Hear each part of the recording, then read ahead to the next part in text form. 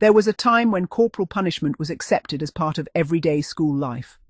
A smack, a slipper, or even the cane was regarded by many parents and teachers as a normal way of maintaining discipline. Children were expected to accept it without complaint, and few questioned whether it was right.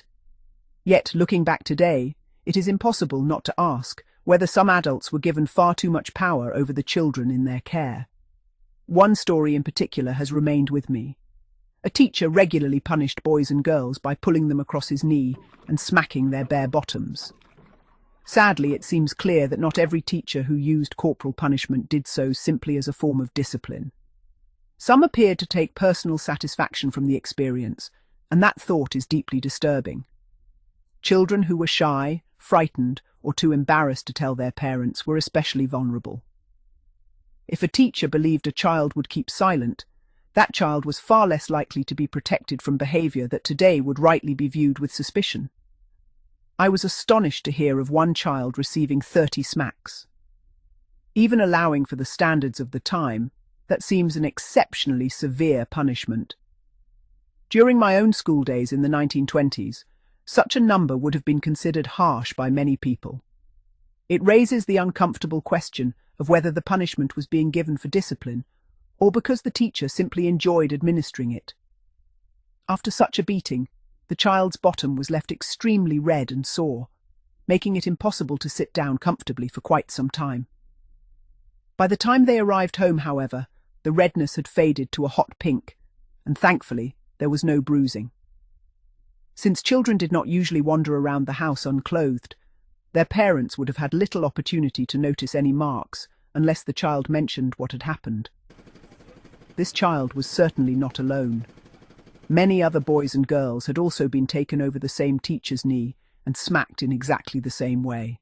It became widely known that he seemed particularly fond of using this method of punishment on both sexes.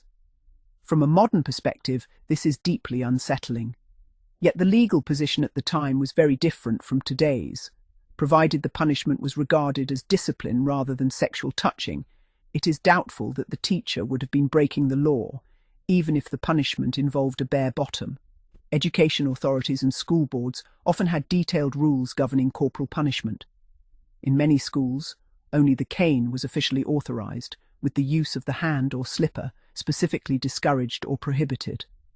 However, in practice, standards varied considerably between schools, and enforcement was often inconsistent.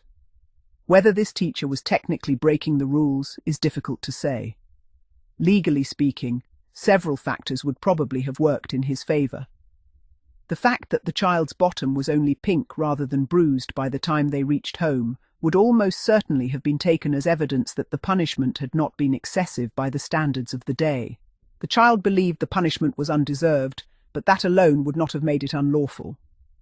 If the teacher was smacking large numbers of children, it is almost certain that parents became aware of it. Younger children's bottoms would have been seen at bath time or bedtime, while older children frequently talked amongst themselves. One child telling their mother that another had been punished was often enough for the news to spread through the community. Had parents believed the punishments were unreasonable, complaints would almost certainly have followed. The fact that many did not object suggests that, at the time, such discipline was largely accepted by society, however uncomfortable that may seem today.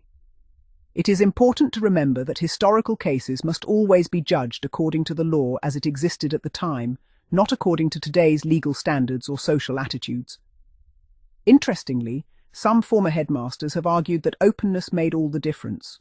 One recalled his years at St. Peter's, a state junior school for boys from 1940 until 1968. His office could be clearly seen by parents waiting outside to collect their sons. Everyone knew that if corporal punishment was necessary, it would be carried out where parents could observe it. There were no closed doors and no secrecy.